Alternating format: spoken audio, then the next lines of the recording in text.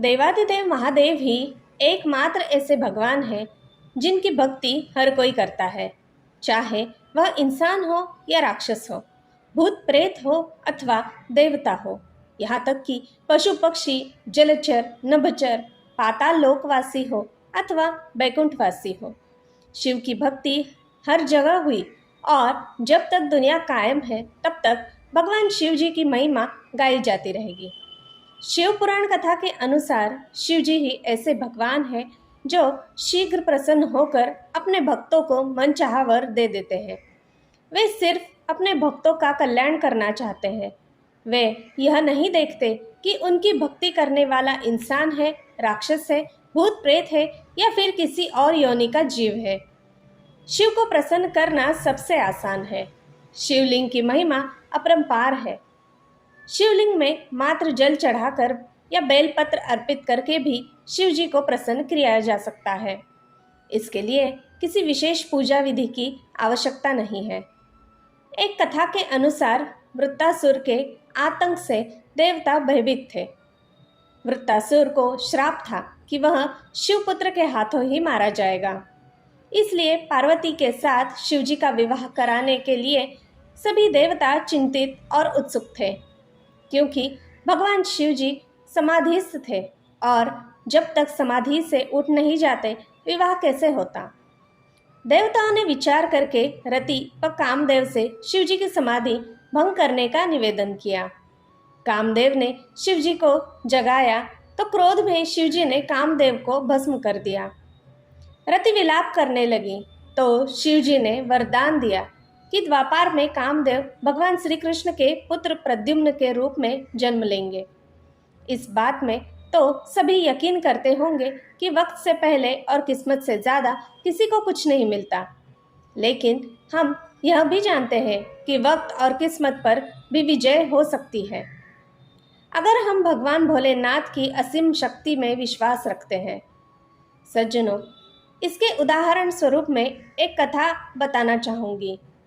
भगवान शिव जी को परमपिता परमेश्वर, जगत के स्वामी और सब देवों के देव है। यह वह समय है जब महादेव की अर्धांगिनी देवी पार्वती बाल्यावस्था में अपनी माता मैना देवी के साथ मार्कंडेय ऋषि के आश्रम में रहती थी और पार्वती देवी एक दिन असुरों के कारण संकट में पड़ गई और महादेव ने उनके प्राणों की रक्षा की।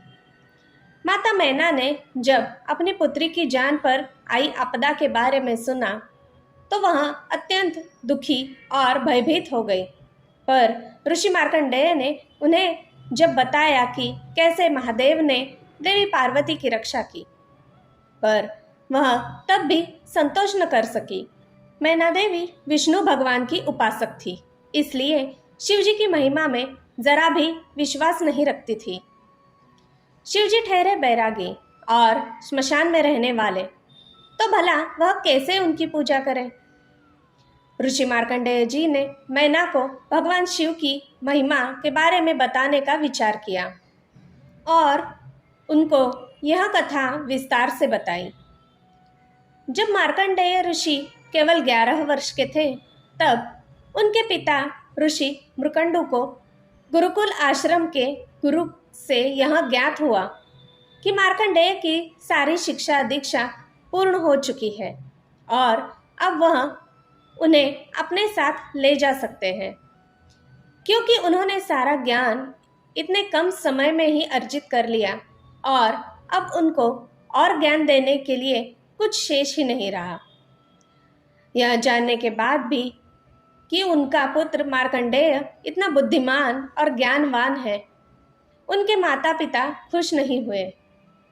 मार्कंडेय ने जब पूछा कि उनके दुख का कारण क्या है, तब उनके पिता ने उनके जन्म की कहानी बताई कि पुत्र की प्राप्ति के हेतु उन्होंने और उनकी माता ने कई वर्षों तक कठिन और घोर तप किया था।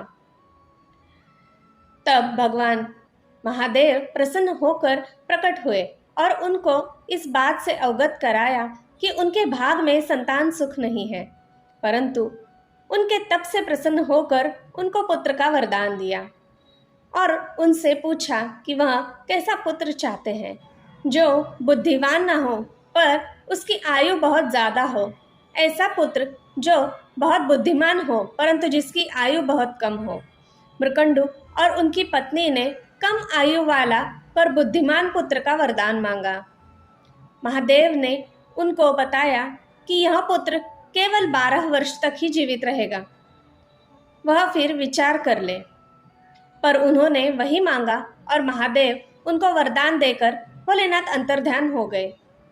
ऋषि मृकंदु ने यह सब अपने पुत्र को बताया, जिसको सुनने के बाद वह बहुत दुखी हुआ, यह सोचकर कि वह अपने माता पिता की सेवा नहीं कर सकेगा। परंतु बालक मार्कंडेय ने उसी समय यह निर्णय किया कि वह अपनी मृत्यु पर विजय प्राप्त करेंगे और भगवान शिव जी की पूजा से ही यह हासिल करेंगे। बालक मार्कंडेय 11 वर्ष की आयु में वन को चले गए। लगभग 1 वर्ष के कठिन तप के दौरान उन्होंने एक नए मंत्र की रचना की जो मृत्यु पर विजय प्राप्त कर सके।